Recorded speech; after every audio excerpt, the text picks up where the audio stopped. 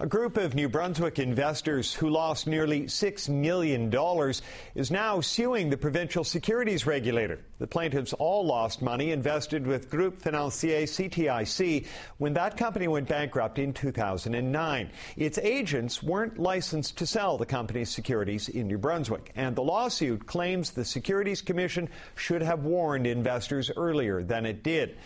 Pete Mockler is the lawyer representing the investors. He joins me now from St. John. So, Mr. Mockler, what actually happened to these people?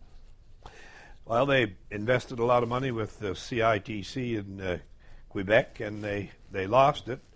The Securities Commission were aware for a long time of the potential for this loss and failed to notify them or indeed to even take action against CITC until it became too late to do so.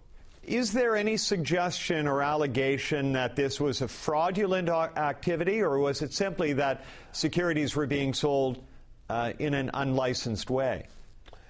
A little bit of both, actually. I think essentially it's the failure of the Commission to act in a timely fashion, but by the time they did get to CITC, it was too late in the sense that CITC had cleaned out its accounts and its principal officer and president went into bankruptcy and took the companies with them. There is a trustee in bankruptcy who would be investigating those sort of last and gasping days of this company. I personally have no knowledge of exactly what the trustee has found at this point in time. Ultimately, we will have. When you talk about victims in this case, how do you describe them? Are these ordinary New Brunswickers, or are these people who have a relative level of sophistication when it comes to investing money? Oh, these are ordinary New Brunswickers. Some are business people, some are householders, some are teachers. A general cross section of the population. But they're all people that were entitled to the benefit of the protection of the New Brunswick Securities Commission. And indeed, the New Brunswick Securities Commission advertises itself as being a protector of the public and is responsible for policing the issuing of securities in this province. So. There are people who are entitled to the benefit of that protection. After all, the taxpayers ultimately bear the cost of the Brunswick Securities Commission, although they do get monies from fines and other processes that they have. So what are you arguing that the Securities Regulator in New Brunswick should have done?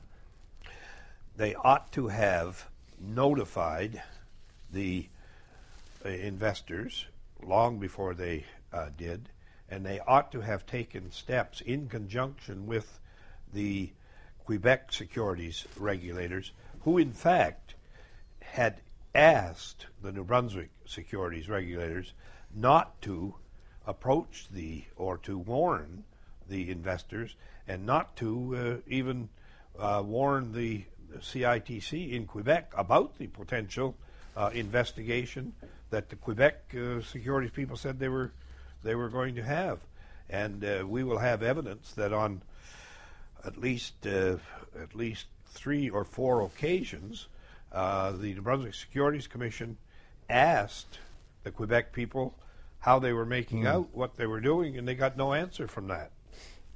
Other than the lawsuit that you're bringing on behalf of these plaintiffs, is there any hope that any of them will recover any of the $6 million they lost? Well, hope springs eternal, doesn't it? And, I would expect that they will recover. The New Brunswick Securities Commission, I'm sure, have got the backing of the province and probably of an insurer, and should be able to raise the money that's necessary. All right, Mr. Mockler, a very interesting case. We'll follow it as it proceeds. Thank you for your time today. You're very welcome.